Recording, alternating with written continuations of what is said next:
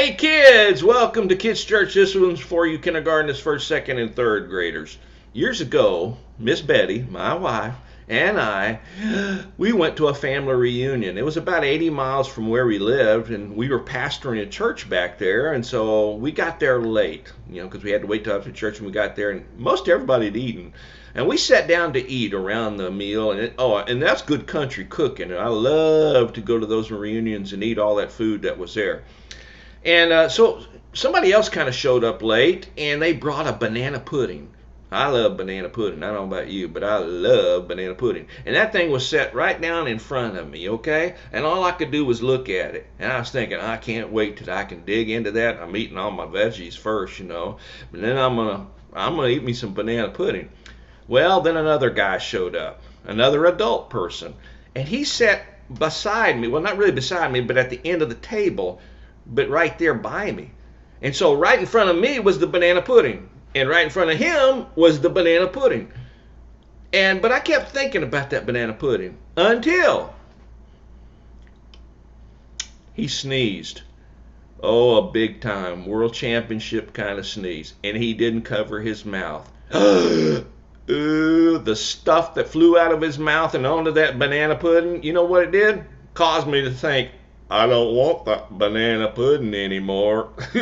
No way.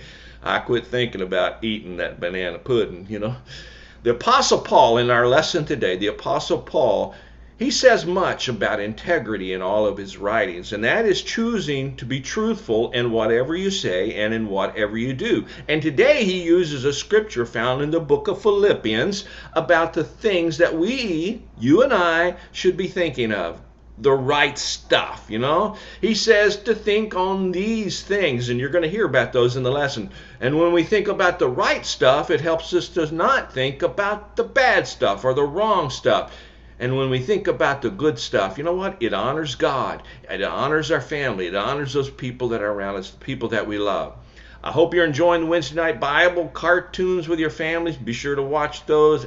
Listen to the questions, answer them, y'all talk about it, and then have a word of prayer together, okay? So get ready for Kids Church. It's starting right now. God bless you, love you, miss you. Have a great day. Bye.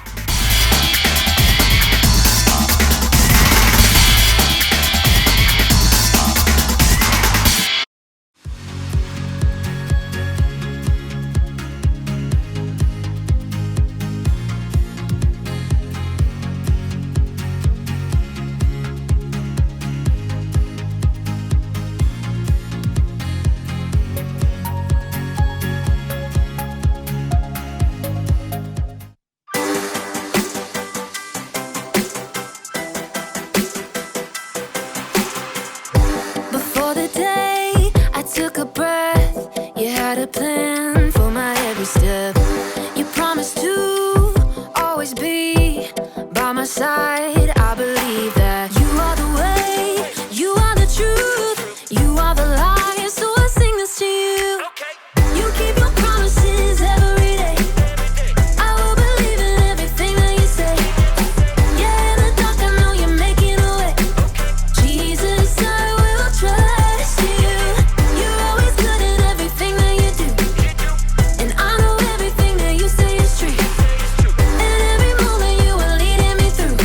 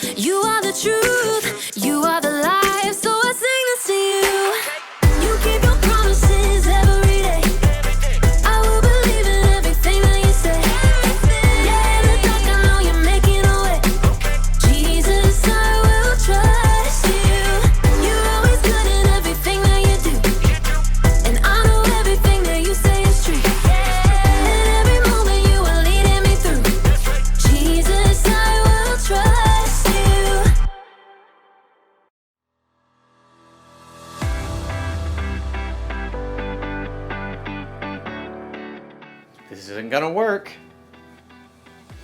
I'm gonna do really bad today. I'm gonna forget what I have to say. I might as well just give up. Hi, I'm Graham, and I'm going to fail. Sorry, but I'm just trying to be honest. I'm trying to have integrity. Integrity is choosing to be truthful in whatever you say and do. And the truth is, the speech I have to give later today is going to go badly.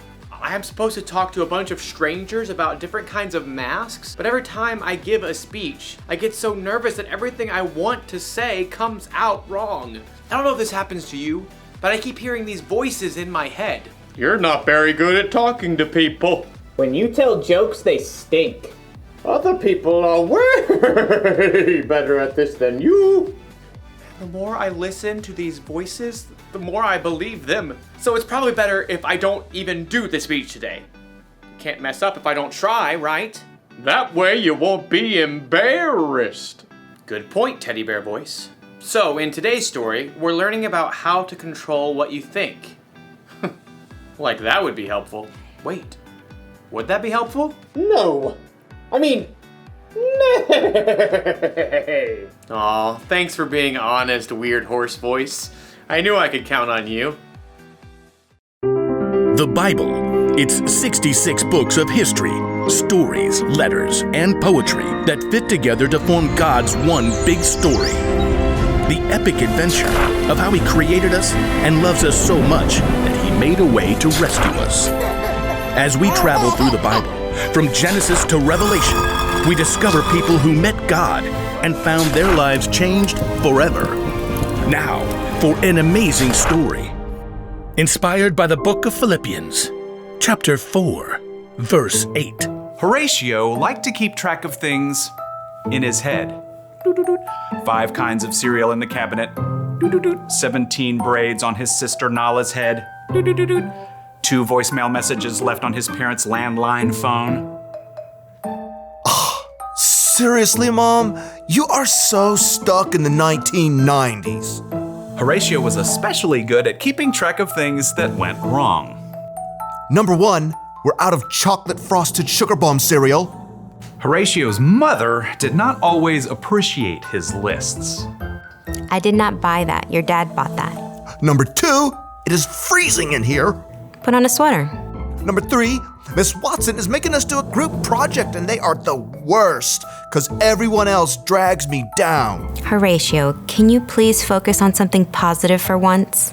Just keeping it real. Oh, I know about positive stuff. Miss Christie told us.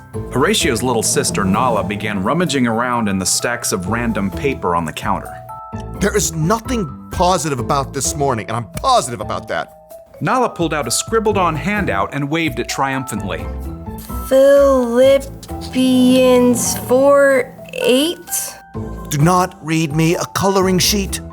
Finally, my brothers and sisters, always think about what is true. Think about what is noble, right, and pure. Mom, make her stop bugging me. No, this is good. Think about what is lovely and worthy of respect. If anything is excellent or worthy of praise, think about those kinds of things. Horatio just glared and checked out the lunch that Mom had packed. Is this strawberry jam in my sandwich? You know I only eat apricot jam. Over the next 2 hours, Horatio counted dozens of annoying things. Number 1, this bus stinks like dirty socks stuffed with Cheetos. Number 2, the classroom door needs some WD-40. Number 3, Miss Watson is wearing yellow, and I hate yellow.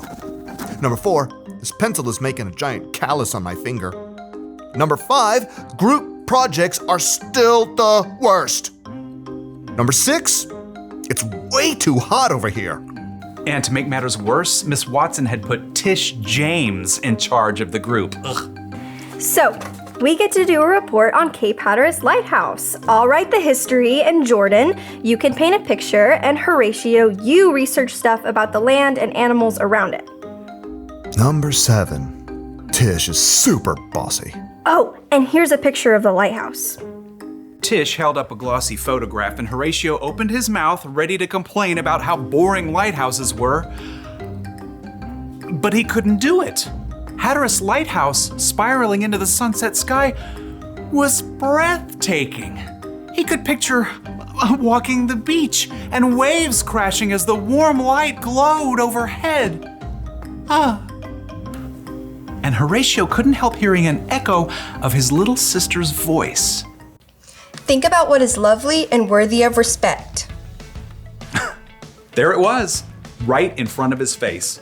Horatio found brand new thoughts forming in his brain. Hey, that looks really cool. That's amazing.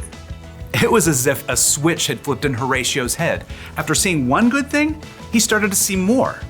Jordan had brought in some paintings he had done. Number 1, Jordan, you are a really great artist.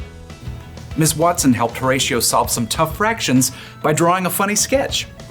Number 2, Miss Watson is a super creative teacher. Mom had packed homemade cookies in Horatio's lunch.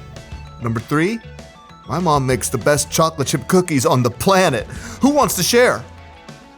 By the time Horatio got off the school bus, Number 4, Mr. Rob drove us right up to our house because of the rain. he was actually smiling. Mom met them at the door. Hey kids, how was school? At that moment, Nala shook out her wet umbrella all over Horatio. And for a moment, Horatio frowned. Nala braced herself. Sorry. Number 5, I have a closet full of dry clothes upstairs. Nala's eyebrows shot way up. What happened to you? Nothing. I just realized I've got some pretty great things to focus on. So your day went okay? Number 6, it was positively awesome. Horatio beamed and ran upstairs to change his wet shirt. He had a lot of brand new lists to make up in his head.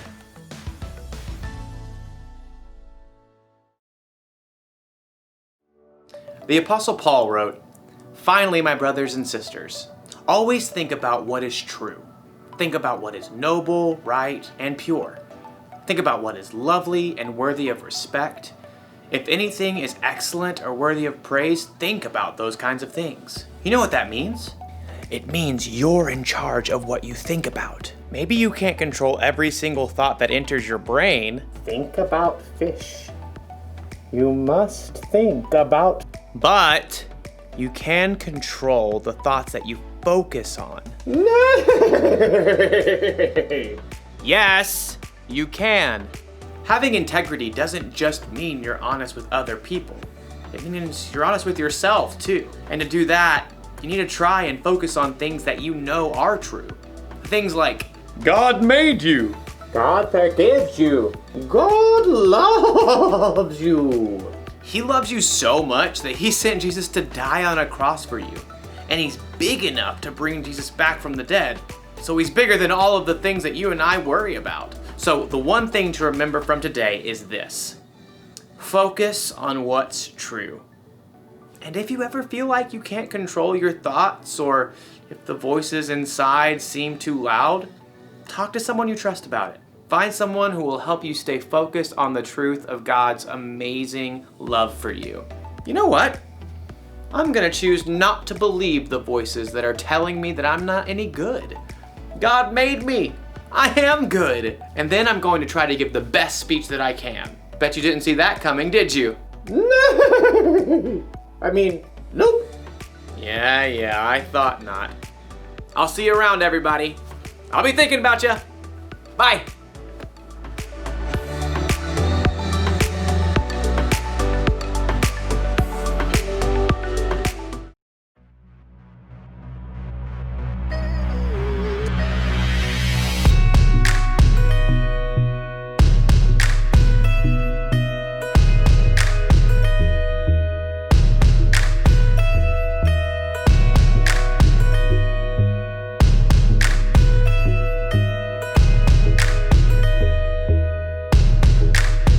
Maybe once in a while you cover up an itty bitty lie with a big fat smile. But an itty bitty lie still lie, and that's not your style. But stick to the middle of the path from mile to mile. Maybe you want it real bad, so you take it. Maybe you make the promise, but then you break it.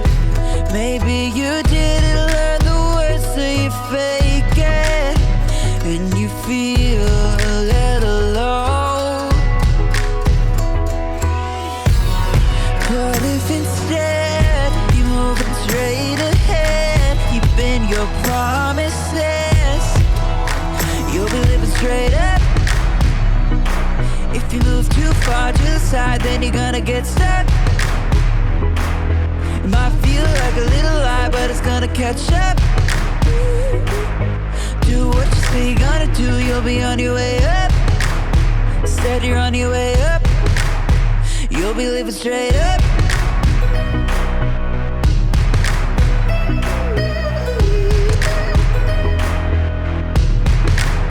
Maybe you've got a crew, and you said we're gonna do the good things that good friends do.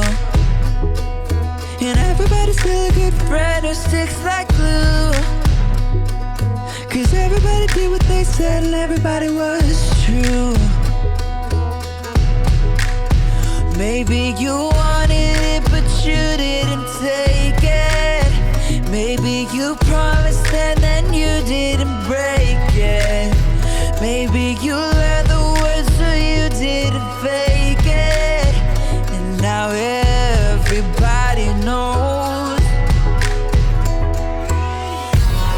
But if instead you're moving straight ahead, keeping your promises, you'll be living straight up. If you move too far to the side, then you're gonna get stuck. It might feel like a little lie, but it's gonna catch up. Do what you say you're gonna do, you'll be on your way up. Instead you're on your way up. You'll be living straight up. If you move too far to the side, then you're gonna get stuck. It might feel like a little lie, but it's gonna catch up. Do what you say you're gonna do, you'll be on your way up. Instead you're on your way up.